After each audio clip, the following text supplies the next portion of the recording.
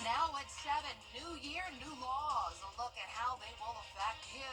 And a look at one of the most popular New Year's resolutions. You know what I'm talking about. Hitting that gym. How you can keep your fitness goals as your news at 7 starts now. Live from Television Park, this is WJBF News Channel 6 at 7.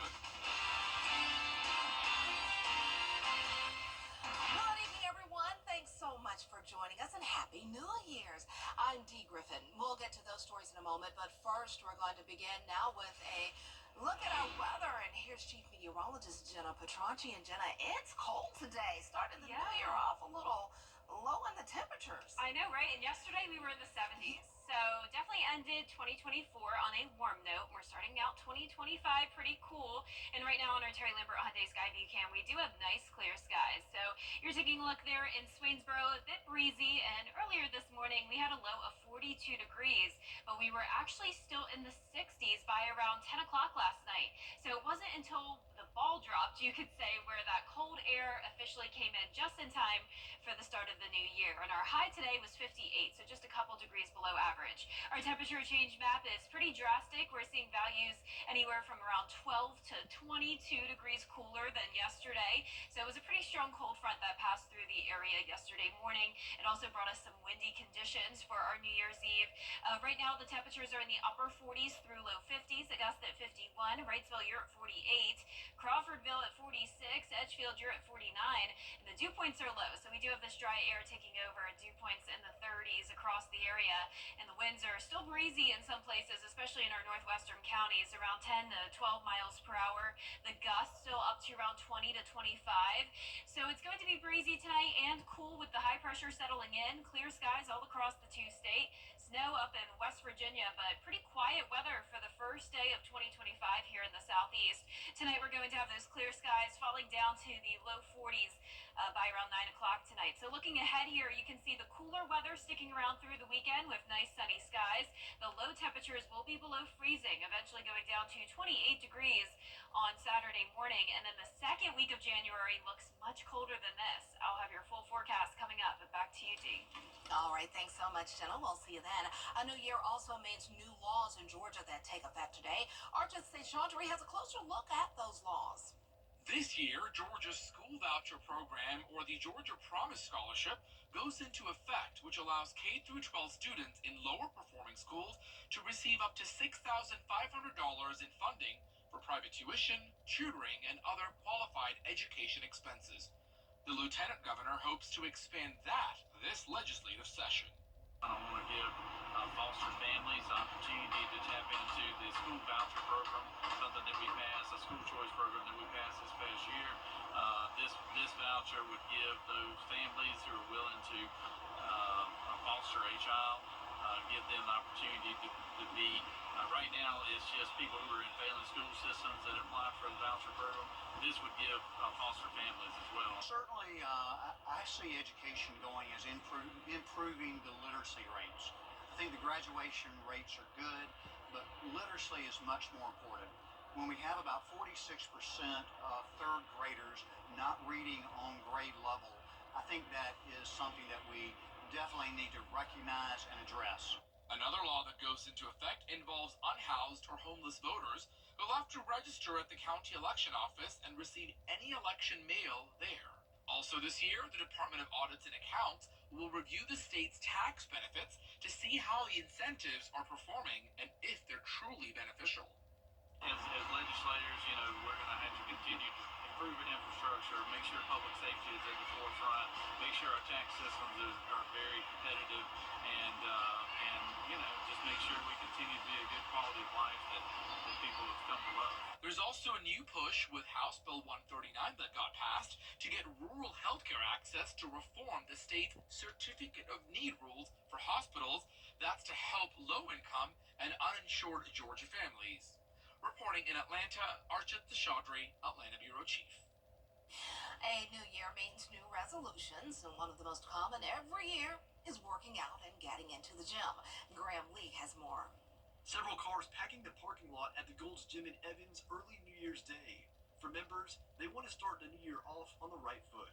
I'm 40 years old right now, so I I definitely want to take care of myself. I want to make sure that I'm healthy and that I'm able to do the things that I love. Working out is something Kanoki says she loves to do throughout the year, but for many that's easier said than done. Data shows nearly 50% of people with fitness-related New Year's resolutions give up on them by February. But for owner Ken Lynch, he says one of their goals this year is to address that. Each person every year, they have good intentions, but our main thing is to get it to stick. So when we're able to kind of help them get on a program, show them the ropes of the club, and get results. So results motivate and keep you coming and hitting your goals. His daughter Bella works with members as a personal trainer. She says the turnout this time of year is better than other seasons, but the mission goes beyond just getting more people through the door. The most important part of the job is motivating other people, is motivating my clients to come on into the gym and to pretty much to work out and to better themselves. So I would say just as goals in general, we just want people to come in here and to better themselves. I never really used to be a gym kind of person, but when we moved down here and started going to Golds, between the management, the owners, the people, the community, I have absolutely fallen in love with training and especially weight training. That's inspiration, definitely. Gold's Gym, and Evans also just won an award for the most improved gym nationwide due to its customer service and having top-notch equipment for members. We'll be right back. Happy New Year, Georgia. I'm John Grover. We are having a nice sunny start to 2025. The sunshine will last through Sunday, then we'll have a rain chance. And then behind that rain, even cooler air moves in for the second week of January. I'll have more details on the forecast when we return. The CSRA is full of amazing women. Women who inspire. Women who innovate. Women who lead. That's why News Channel 6 brings you Women to Watch. On the last Wednesday of each month, News Channel 6 recognizes local businesswomen who are making a positive impact in our community. Nominate someone today at WJBF.com. Sponsored by Goodwill. WTT. I'm Hugh Jackman, and we are Now, your most accurate forecast with WJBF Live Viper 6. Welcome back and Happy New Year to you. I hope you're having a nice day so far and enjoying these cooler temperatures. Here's a look at our Terry Limbert Hyundai Skyview Cam in Burke County. Nice and clear and dry conditions for us tonight, sitting at 51 degrees, a west-northwest wind of 11 miles per hour here in town. Dew point of 33. Not expecting any fog tonight. Our skies will remain clear, and we're seeing temperatures as low as around 46 now in Crawfordville and Washington, 47 in Sparta. Waynesboro, you're still at 51, 50 in Bamberg, and 46 as well in Barnwell. Now, as for our satellite and radar, we have clear conditions all across the two-state. Some clouds down in Florida and to the north of us, but high pressure out to the west, and that will keep us dry and sunny over the next few days to come. Up in the northern half of the United States, it's much colder, and there's also scattered snow showers here and there. But for us tomorrow, another pretty quiet day. The main story this week is the cool down. We'll be starting out just above freezing around 7 a.m. at 34, and then climbing into the mid-50s by around 2 p.m. But some places will drop down into the upper 20s to low 30s tomorrow, and we'll still see upper 20s as we go into the weekend, as cold as around 26 for our Sunday morning. But then notice the spike here. We're actually going up to above freezing temperatures for Monday morning, and that will be because of some rain moving in. So the good news is that we want temperatures to definitely be above freezing, because that will help to prevent any freezing rain. So as of now, it looks like freezing rain will not be a concern for us Sunday night into Monday, just regular rain. And then after that, we dry back out, and we're expecting an Arctic blast to move in for the second week of January with the coldest air of the season. Now, there's still a lot of uncertainty with this forecast, but we do know that dangerous wind chill is likely and winter weather is possible. Now, the key word there is possible, not a guarantee by any means, but what is a guarantee is that the CSRA has a 100% chance of below average temperatures. So this is because of the polar vortex setup. Now, the polar vortex always exists up in the North Pole, but what happens sometimes is that it gets interrupted, and the low pressure up here will become weaker, and then it dips down further down towards the south. So we do have this big dip in the jet stream, and that will bring the colder air that's typically all the way up in the North Pole down to parts of the United States. Now, this is just an example of how harsh the wind chill could be next Saturday morning, January 11th.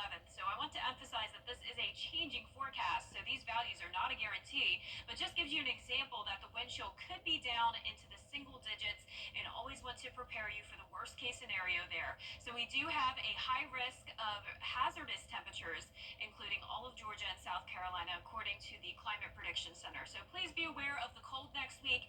Next weekend will be a great weekend to stay inside.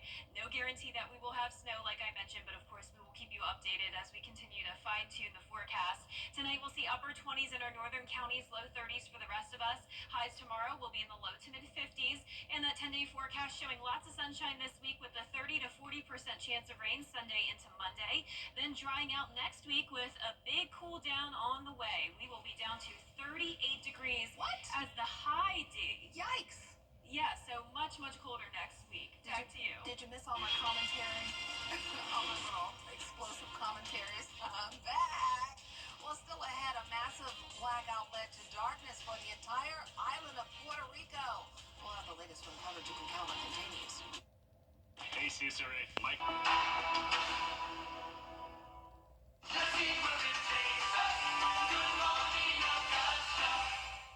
Weather headlines on News Channel 6, brought to you by Nixon Roofing. The Live 536 mobile app. Download it today. Power has been restored for almost half of the people across Puerto Rico after a massive blackout plunged nearly the entire island into darkness as the world was about to ring in 2025. Now, Puerto Rico's incoming governor says she's stabilizing the energy grid by making it her top priority. Here's Andrew Dimbert. This morning, the power is slowly coming back on for people in Puerto Rico after an island-wide blackout affecting more than 1 million customers. I'm really frustrated by this because it's not the first time it happens. It started at 5:30 yesterday morning, and it left 90% of the island's homes and businesses without power. Luma Energy, the private company that handles transmission and distribution of electricity, saying the cause of the blackout is still under investigation. But the company reported an issue with an underground line. Residents left scrambling for gas to fill generators running in San Juan. Shops closed, traffic lights down, the airport dark. Puerto Rico's power grid, notoriously fragile since Hurricane Maria hit in 2017, knocking out the power for months. Our Victor Oquendo was there. Everywhere you look, down power lines like these would stretch right across the expressway. Power outages have become common, but a blackout like this is rare. There's lines and lines of folks just trying to fuel up their generators, trying to fuel up their vehicles. Luma working to restore power quickly and safely, getting the medical center and San Juan's hospital back online within hours, but saying full power restoration could take at least 2 days. We have to do better about the infrastructure here.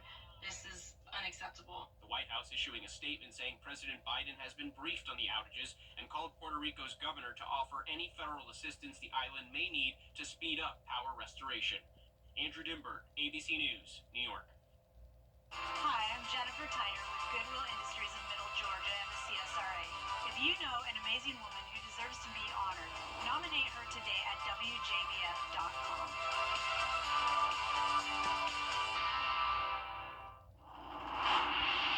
Gerald Jones Lincoln in Evans and GeraldJonesLincoln.com.